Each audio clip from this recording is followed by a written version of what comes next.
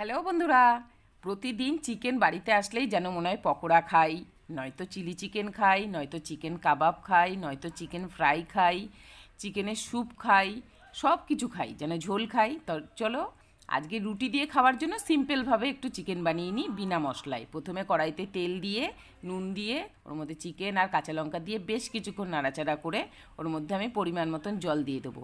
যখন ফুটে দেখবো মাংসগুলো একদম সিদ্ধ সিদ্ধ হয়ে গেছে, তখন গোলমরিচের গুঁড়ো আর একটু লেবুর রস দিয়ে দেবো। এটা রুটি আর পরোটার সাথে খেতে জাস্ট দারুণ লাগে। রেসিপিটি কেমন লাগলো হালকা পাতলা সবাই একটু কমেন্ট করে জানিও।